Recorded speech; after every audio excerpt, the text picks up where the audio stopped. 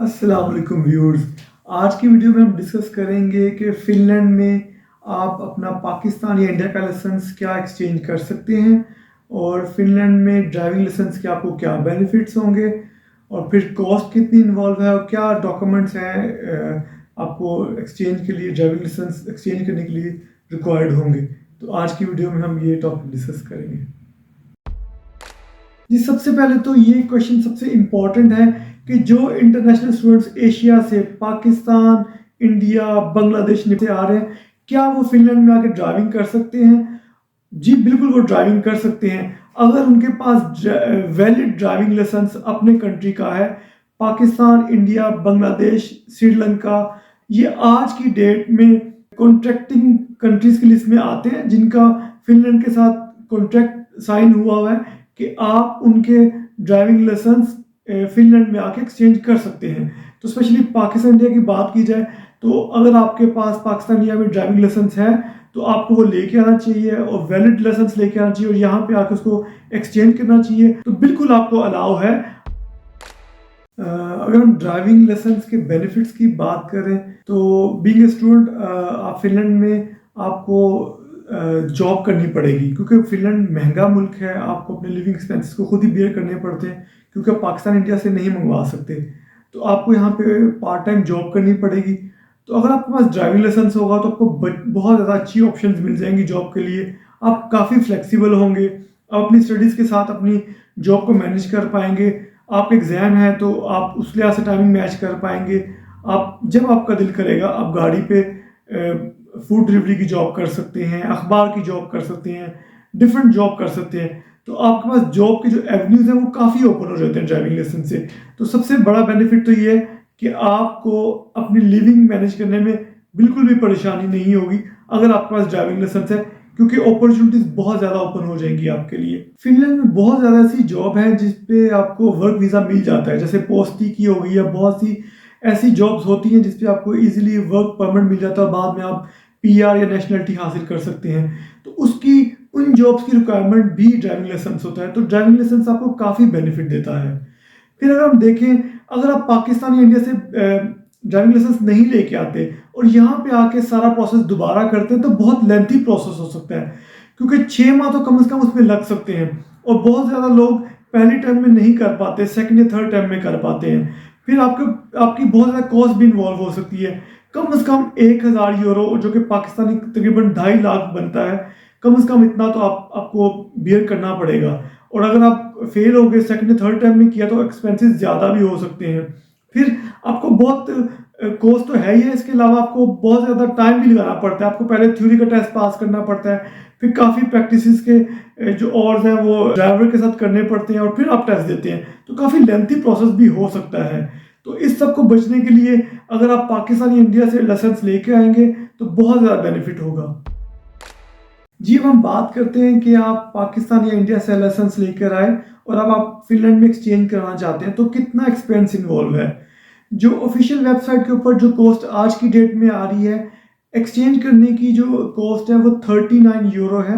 आप अपना लाइसेंस अपने कंट्री से लाकर यहाँ पे एक्सचेंज करने की जो फ़ी है, लेकिन उन डॉक्यूमेंट्स में जिसकी बेस पे आप ये एक्सचेंज करेंगे उसमें मेडिकल सर्टिफिकेट भी आता है। और स्पेशली जो लोग ड्राइविंग करते हैं ग्लासेस के साथ तो उनका आई का चेकअप वगैरह भी होता है कि उसकी अगर आप ये मेडिकल या आई चेकअप के लिहाज से जो सर्टिफिकेट लेंगे या उसकी रिक्वायरमेंट को पूरा करने पे भी आपकी कॉस्ट इन्वॉल्व होती है।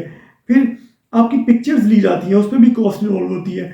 तो अगर हम इन शॉर्ट कहें तो तकरीबन आप 150 यूरो इसकी कॉस्ट आप जेब में रखें कि इतनी ऑलमोस्ट हो सकती है। थोड़ा बहुत वेरिएशन हो सकता है। कुछ लोग जो मेडिकल सर्टिफिकेट या आई का जो सर्टिफिकेट है वो प्राइवेट क्लिनिक से भी ले लेते हैं और कुछ शहरों में गवर्नमेंट के डिपार्टमेंट में भी ये फैसिलिटी होती है। तो कॉस्ट में वेरिएशन हो सकती है, लेकिन हम ऑलमोस्ट कहेंगे कि 150 यूरो में आपको ड्राइविंग लाइसेंस एक्सचेंज हो जाएगा।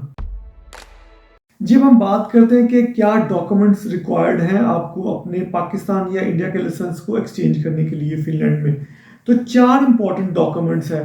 सबसे इंपॉर्टेंट है कि आपकी आइडेंटिटी डॉक्यूमेंट, जो कि सबसे इंपॉर्टेंट है कि आइडेंटिटी डॉक्यूमेंट में सबसे इंपॉर्टेंट है पासपोर्ट।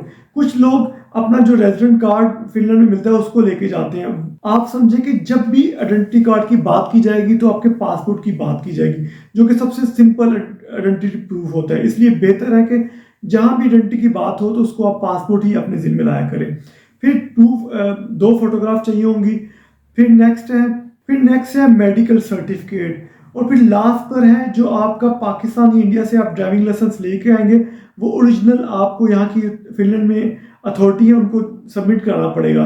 तो ओरिजिनल ड्राइविंग लाइसेंस आप पाकिस्तान इंडिया से जब भी आएंगे उसको कैरी करेंगे, और यहाँ पर आकर ओरिजिनल आप इनकी अथॉरिटी है जो फिनलैंड में उनको आप सबमिट कराएंगे। तो ओरिजिनल ड्राइविंग लाइसेंस भी आपको सबमिट कराना पड़ेगा। जी, अब क्वेश्चन है कि कितनी देर के अंदर अंदर आप जैसे ही फिनलैंड में लैंड करते हैं, कितनी देर के अंदर अंदर आपको ये ड्राइविंग लाइसेंस अपना एक्सचेंज करा लेना चाहिए। तो इसकी जो रिक्वायरमेंट है कि जब आपको रेजिडेंट एड्रेस मिल जाता है फिनलैंड में, या जब आपका कार्ड मिल जाता है, आप उससे ऑनवर्ड अगर सिंपली रखें तो 2 साल के अंदर अंदर आपको अपना ड्राइविंग लाइसेंस एक्सचेंज करा लेना चाहिए। तो ये बहुत इंपॉर्टेंट रिक्वायरमेंट है, स्टूडेंट को ज़हन में रखना चाहिए कि एज सून एज पॉसिबल इसको एक्सचेंज करा लेना चाहिए। अगर हम रिटर्न में बात करें इनकी ऑफिशियल वेबसाइट पे, तो उसमें इस तरह लिखा हुआ है, in order to get exchange without the driving examination, you must exchange your driving license within 2 years of having permanent address in Finland and before your contracting state license expires. तो अगर आप 2 साल के बाद ड्राइविंग लाइसेंस के लिए exchange करने की कोशिश करेंगे तो फिर आपको सारा प्रोसेस दोबारा करना पड़ेगा, आपको थ्योरी टेस्ट पास करना पड़ेगा, प्रैक्टिकल क्लासेस लेनी पड़ेंगी। तो बेहतर है कि जैसे ही आप लैंड करें और उसके आते ही आप प्रोसेस स्टार्ट कर दें, और विद इन 2 ईयर्स आपको ये एक्सचेंज कर लेना चाहिए।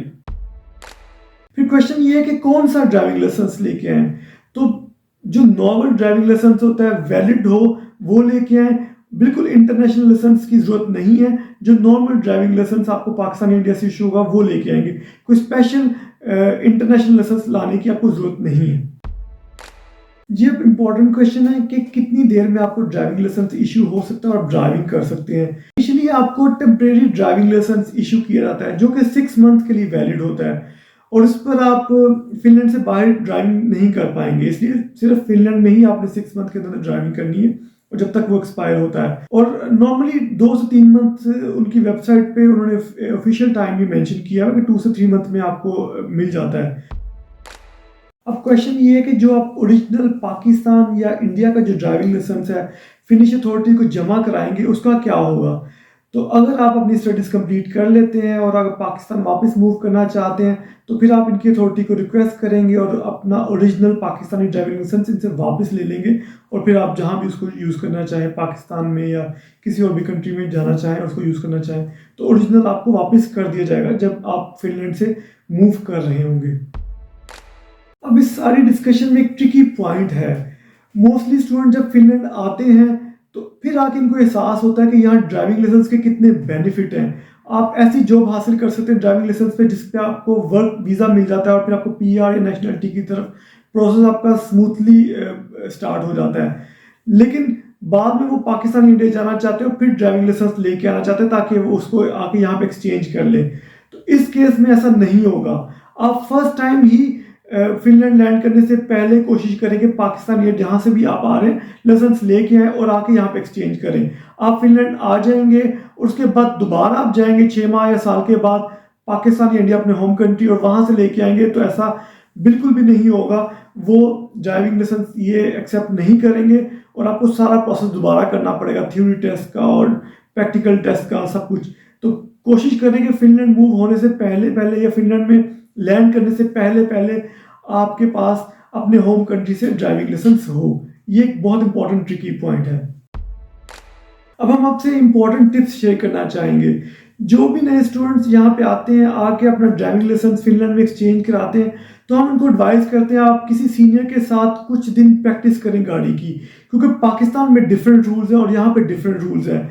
तो बेहतर है कि आप आते ही थोड़ी सी किसी सीनियर के साथ प्रैक्टिस करें और उसके बाद आप इंडिपेंडेंटली गाड़ी ड्राइव करें, क्योंकि रूल्स डिफरेंट है। जैसे यहाँ पर आपको स्पीड लिमिट को ऑब्जर्व करना पड़ता है, पाकिस्तान में हम स्पीड लिमिट को बिल्कुल इतना ऑब्जर्व नहीं करते और यहाँ पे बहुत ज़्यादा स्ट्रिक्ट रूल्स हैं। अगर 30 का जोन है तो आपको कोशिश करनी चाहिए कि 30 की स्पीड लिमिट में ही चलाएं, इससे ज़्यादा एक्सीड ना करें। फिर यहाँ पे आपको इशारे का बहुत ख्याल रखना पड़ता है, आप रेड लाइट को क्रॉस नहीं कर सकते, कैमरे भी लगे हो सकते हैं और वो आपकी तस्वीर खींच सकते हैं और काफ़ी हैवी फाइन्स हो सकते हैं। फिर आपको पेडेस्ट्रियन का बहुत ज़्यादा ख्याल रखना पड़ता है। पाकिस्तान में हम जो पैदल चलने वालों को केयर नहीं करते, यहाँ पे फिनलैंड में आपको रूल्स को काफ़ी ज़्यादा ओबे करना पड़ता है, काफ़ी स्ट्रिक्ट रूल्स हैं और आपको काफ़ी हैवी फाइन्स भी हो सकते हैं, इवन आपको आपसे लाइसेंस भी ले सकते हैं और काफ़ी सख्ती है। इसलिए कोशिश करें कि आते ही आप किसी सीनियर से मेन रूल्स को समझें। जी, मैं वीडियो की डिस्क्रिप्शन में इंपॉर्टेंट वेबसाइट शेयर करूंगा, आप खुद भी जाके गो थ्रू कर सकते हैं, उनको रीड कर सकते हैं और अपने आप को अपडेट कर सकते हैं। तो आज के लिए इतना ही, बहुत शुक्रिया, अल्लाह हाफ़िज़।